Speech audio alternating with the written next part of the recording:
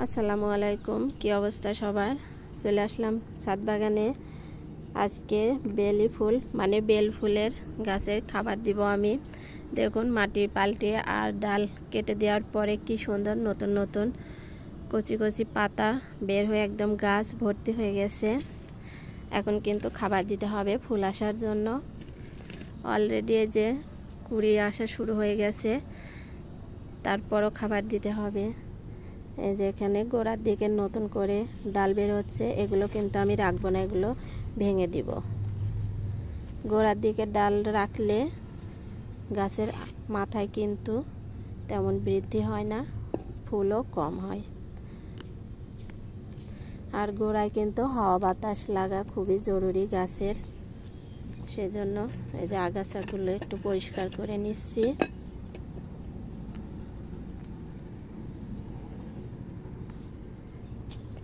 এবার মাটিটা একটু নিড়ানি দিয়ে আলগা করে নিব, যেহেতু খাবার দিব। মাটিটা একটু খুঁড়ে নিলে খাবারটা খুব ভালোভাবে গাছ গ্রহণ করতে পারে।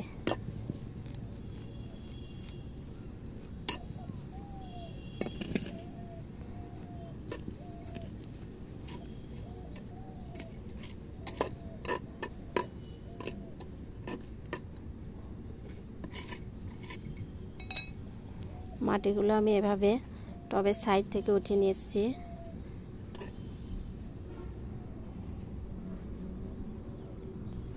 এখন এই গাছের জন্য খাবার রেডি করব। আমি এখানে 1 বছরের পুরনো গোবর সার নিচ্ছি 2 মুঠো। জৈব সারে আসলে মাপ না হলেও হয়, ইচ্ছা মতো দেওয়া যায়। আমি একটা টবের জন্য 2 মুঠোই নিলাম। আর এখানে আছে 1/2 চামচ এপসম সল্ট মানে ম্যাগনেসিয়াম সালফেট। এটা থাকলে দেওয়া যায়, না থাকলে না দিলেও সমস্যা নেই। আর দিব 1/2 চামচ সাদা পটাশ। এটাকে এখন আমি খুব ভালোভাবে মিশিয়ে নেব।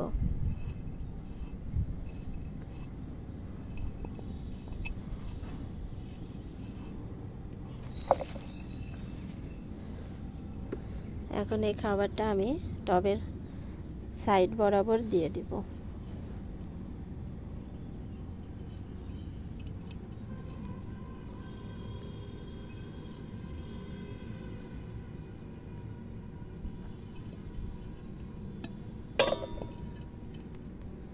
খাবার দেওয়া হয়ে গেছে, এখন এই যে মাটিটা দিয়ে ঢেকে দেব।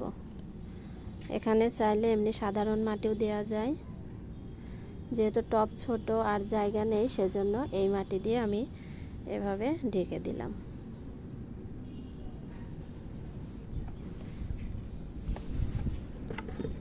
খাবার দেওয়া শেষ, এখন আমি পানি দিয়ে দিব।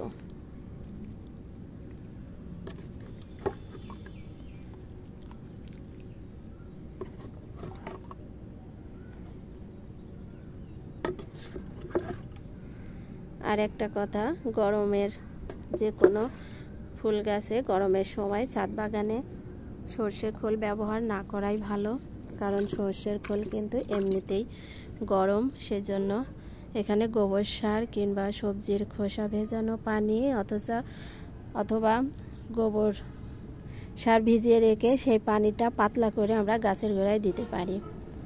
আর এই যে হয়ে গেল বেল ফুল বা বেলি ফুলের গাছের খাবার দেওয়া।